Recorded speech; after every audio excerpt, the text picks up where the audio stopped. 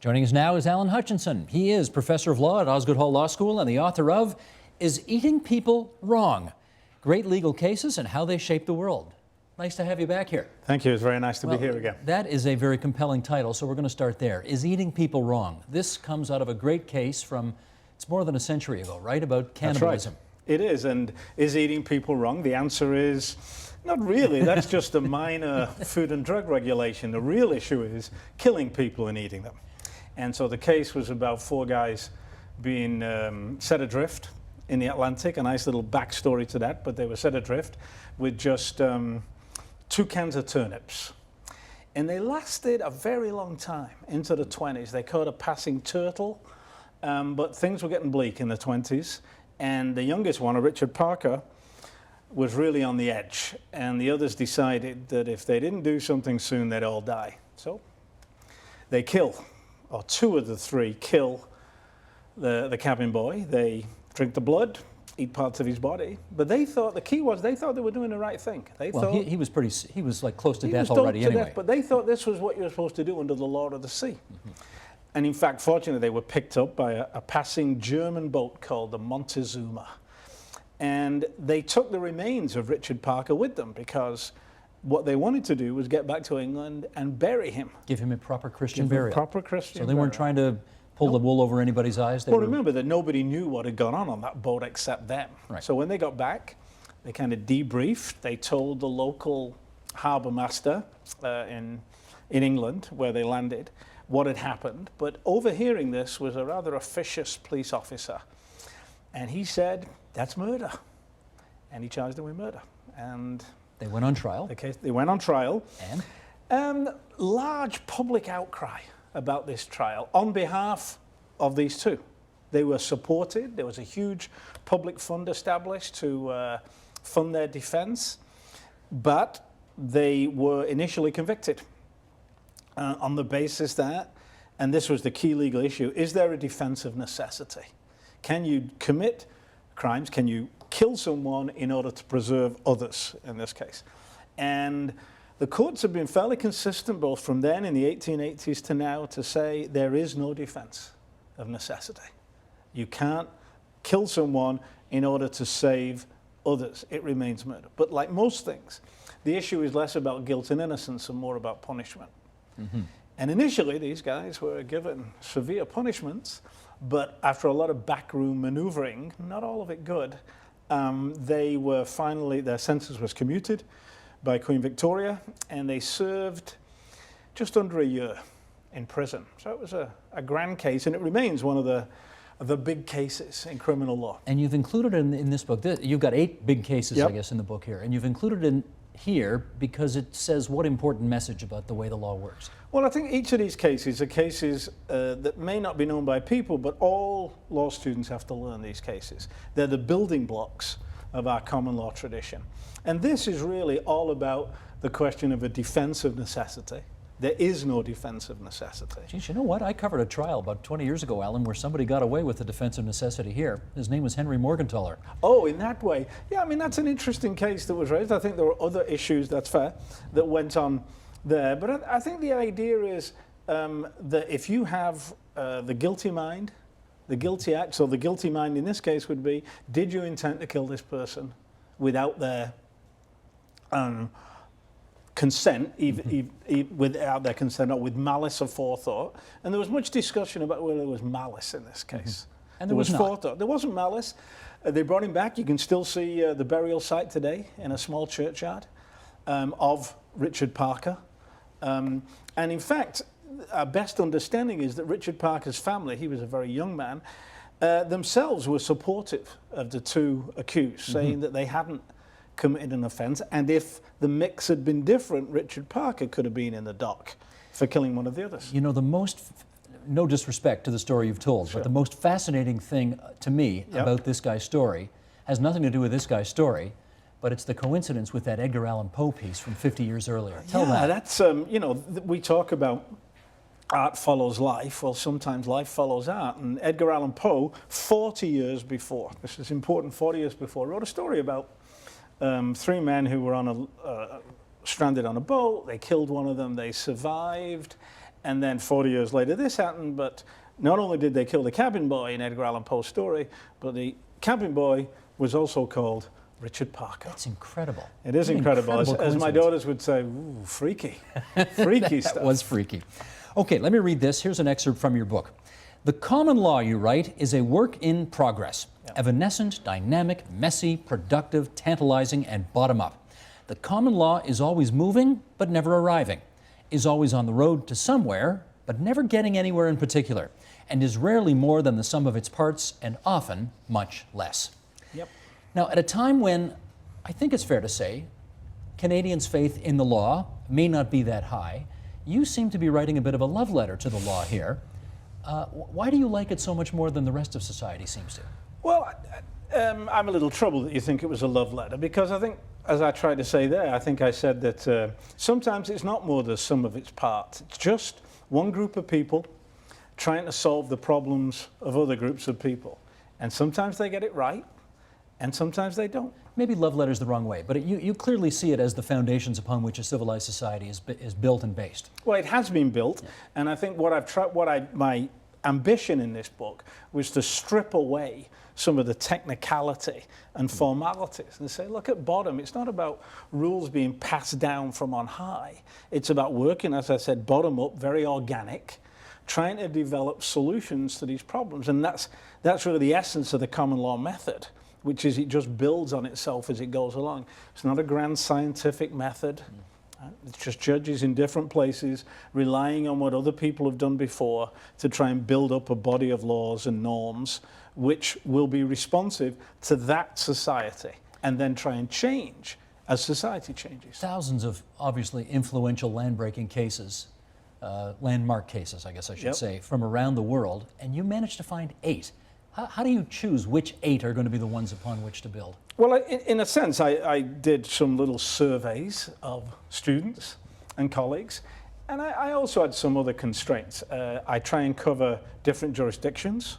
So I've got 3 from England, 3 from the US, 1 from Australia, 1 from Canada. And I wanted to pick different areas of law. So I've got criminal law, which we talked about, tort law, contract, constitutional law. So I tried to put them together, but also I was looking for those with a good backstory. And I knew enough of these cases to know that some would tell a better story than others. And of course, the cannibalism case has a good backstory. That has a good backstory. There's another one I want you to tell, and that is, we've heard this guy's name thousands of times on American cop dramas over the years. Yep. Have you been Mirandized? That's the question. That's right. And have you been Mirandized comes from a guy named Miranda. Miranda. Tell us his story. Choro. He was a petty criminal who was arrested for the rape of a young woman. And when he was arrested, the police really just took him into custody, sort of pushed him around. And when it came to trial, the circumstances were right that they tried to argue that the police should have read him his rights. And they should have told him that if he made a confession, it would be used against him and the like. And they had not done that. And they hadn't done that at all. And it was really less to do with Miranda himself, but certain lawyers, local lawyers, and I think this is part of all these cases, some lawyer thinks this could be a big case. We should really utilize this case to push the courts. The time seems right to do this. In the 60s, the time seems right that we can go all the way with this and see if the court will uphold certain rights for criminals. And this is in the era when the American Supreme Court, it's an American case, was very active under the leadership of Earl Warren, who's one of the great Chief Justices. Appointed to be a good conservative voice and turned out to be one of the most liberal voices ever. That's right. He'd been Republican governor of California. Yeah. And turned out to, as you say, to be one of the great liberals. And I think his great role as a judge was bringing all the others along rather than himself making a great impression with his judgments. This went all the way to the Supreme Court, and it was decided that, in fact, there were rights that suspects had, and the police had to respect them. And if they didn't respect them, then evidence was not admissible. Mm-hmm. And so Miranda's conviction was set aside. However, they then brought another case against him. And this time they got his wife, who is now ex-wife. Enter the woman scorned. That's right. Yep. no greater wrath, or whatever the precise phrase is.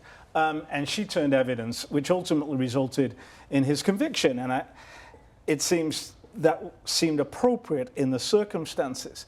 But I think one of the ironies, again, was just like with the cannibalism case, Miranda really went around petty criminal after he was released from prison. He got himself into trouble. One of the things he did was to sign police cards, the Miranda cards. And so there's a picture in the book of a police card. They read out your rights, and he'd sign these. It was like hockey cards. They gave him $1.50 for it. That's right, and he did that. But one day he got into a fight in a bar with some others. He was killed in this, and one of the ironies was that the two assailants, one of the reasons they were never brought to justice was that when they were questioned by the police failed to read them their Miranda rights, which seems sort of a nice comeuppance for Miranda himself. He wasn't the most deserving of people, even though he gave his name to this great civil liberties cause. Another irony. Another irony. Common law, Yep. civil law. Some countries have one or the other. Yep. We have both because of both. Quebec. Yep. What's the difference? Well, I think sometimes the differences are exaggerated, but the difference is that the civil law is based upon a code. There is a code of general principles which everyone can access and read, and the courts apply this. What is less known is that the common law has no written code. There is no place you can go and say, here are the laws. It is, as you said before, or as I said, and then you read out, it's an organic, living body of rules that's always on the move. You can never quite pin it down. And so lawyers are constantly trying to reinterpret some of these cases. And the great attraction of it is that it can accommodate itself to changing circumstances much better than a civil code can. Well, that's one way of putting it. Again, I'm going to quote you, and you can quote me quoting you, or however you want to do this. The Snail Case. Yep. You say it illustrates, quote, the almost ridiculous and haphazard way in which common law develops and grows. Yeah, now, if you need to tell us the story of that case to explain that quote, go ahead. Sure. I think with the civil code, legislators get together, democratically represented people draft a code. Well, the common law works differently. The law today, upon whether people owe a duty of care to others to take care in all kinds of settings, derives from an incident that occurred in Glasgow in 1928. And a woman, May Donoghue, met with a friend, unclear whether it was a man or a woman she met with, and had an ice cream soda. She was a divorcee. She was a divorcee, very poor, went to Mincella's Cafe. Thomas Mincella was the owner of the cafe. It was called the Well Meadow Cafe, and ordered an ice cream soda. It was a rather crude ice cream soda, basically a blob of ice cream in which they poured ginger beer. And the ginger beer was in a dark glass. He poured half the glass. She ate part of the ice cream, the soda, and then he poured out the rest of this, and allegedly out popped a snail. Now, this in itself could hardly have been a rare incident. We've all been in restaurants or whatever where there's something in the food that shouldn't be in the food. There's a fly in my soup. There's a fly in the soup, or you open a box of cereal and who knows what's in there. Or you have sausages and who knows what's in the sausages. We don't want to know. You don't want to know what's in the sausages. So from those very humble beginnings, a case was brought against the local manufacturer of the ginger beer. But the key here was a man called William Latchman was the lawyer, and he basically took over the case. May Donoghue really had no time, had no money to go to a lawyer, and Latchman had a thing against these manufacturers. He thought it was ridiculous at the end of the 1920s that people could manufacture goods, provide services, and unless you had a contract with them, then you could do nothing. And in Mrs. Donoghue's case, she had a contract with the cafe owner, but he couldn't have seen whether there was a snail there because it was in a dark bottle. But she had no contract with the manufacturer, and so she couldn't claim. So Latchman went to court, took it all the way through the system to try and establish that whether there was a contract or not, people owe duties to others to live up to a standard of care. And one of the fascinating things about this case is the case went there on a technical ground.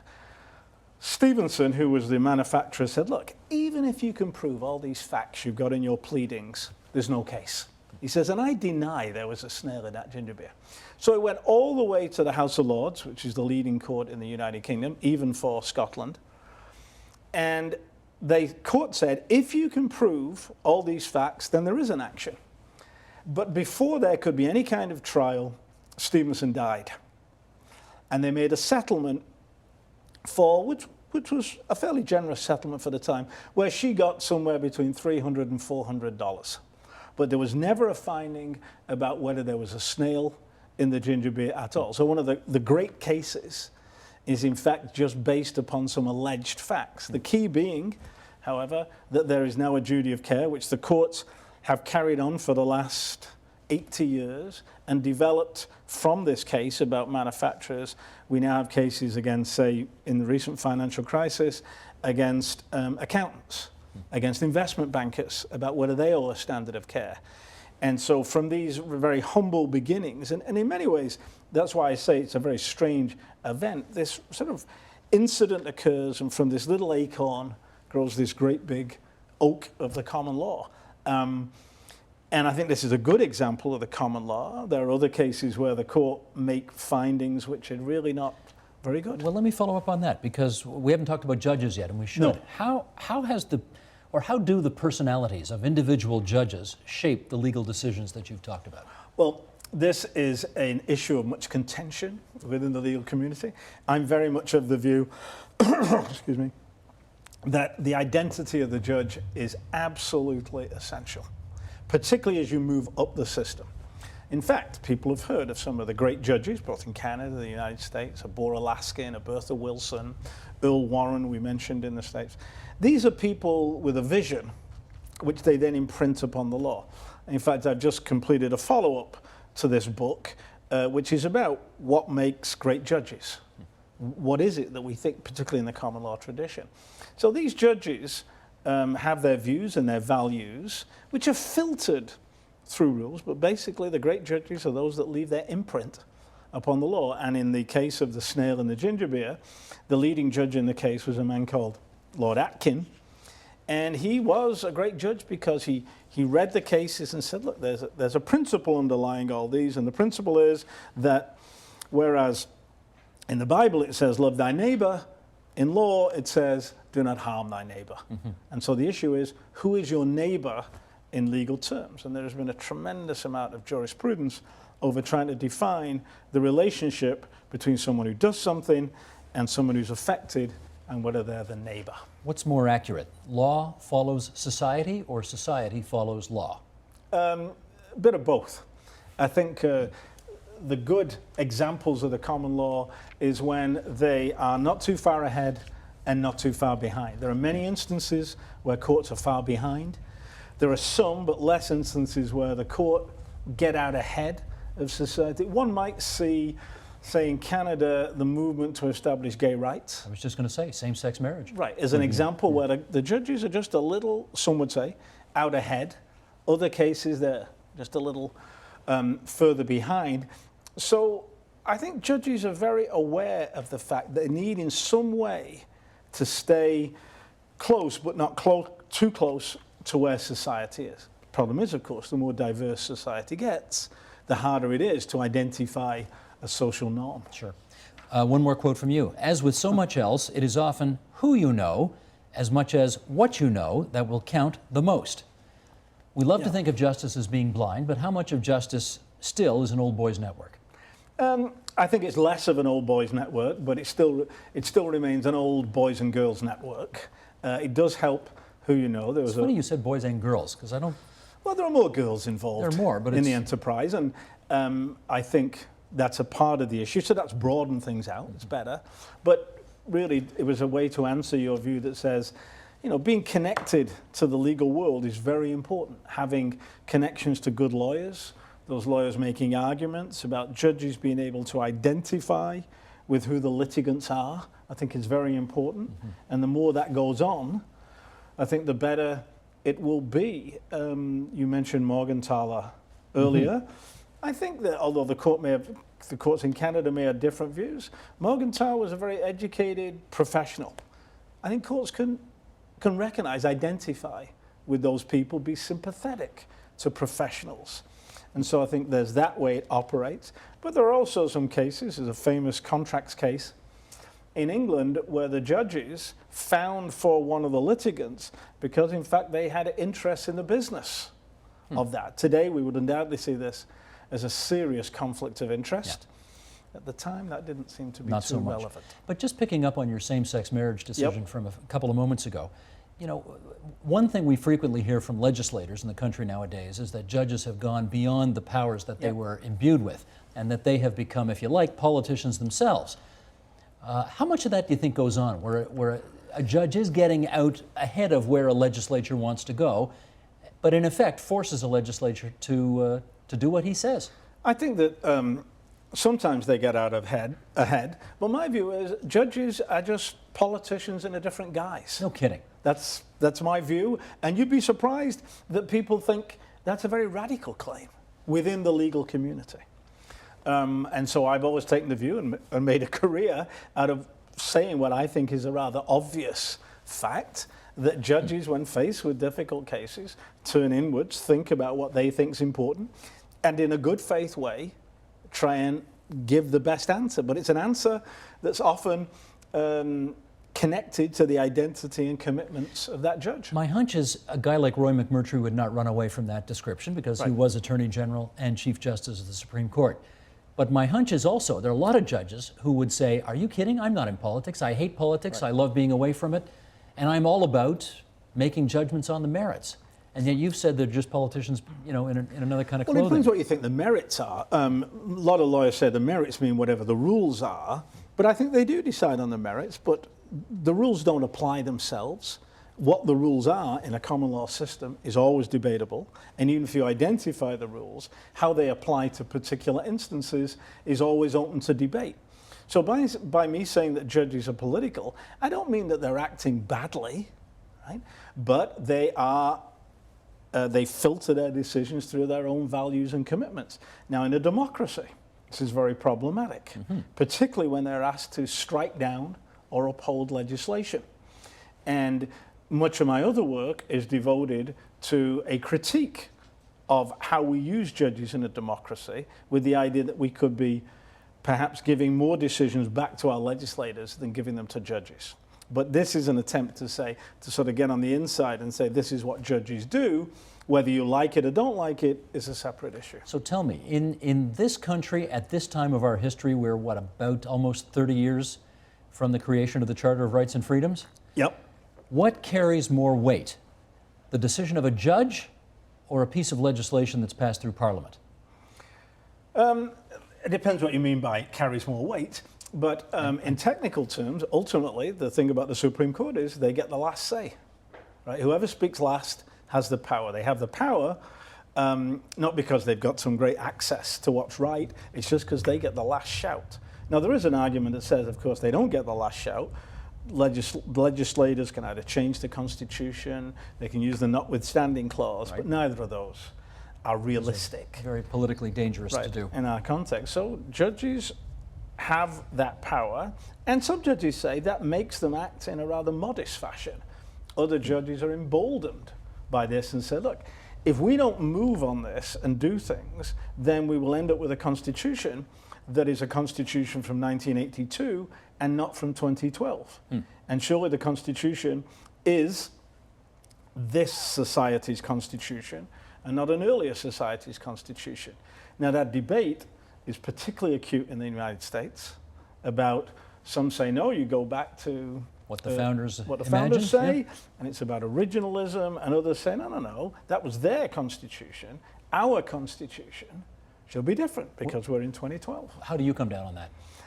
I think the idea that we could go back to some original meaning is very seductive but impossible to achieve. Even those judges who go back and do that, they're projecting what they think founders would do. So they're doing this, I think, still introducing their own values. It is inevitable that, particularly for the higher courts, that they will have to take a stand on these issues. And I'd rather, if you're going to take a stand, you should do that in a transparent way, rather than try and hide behind some other kind of interpretive device. Well, I love learning things, and I learned a lot reading this. Is Eating People Wrong? Great Legal Cases and How They Shape the World. Allan Hutchinson, good of you to join us here at TVO tonight. My pleasure. Thank you.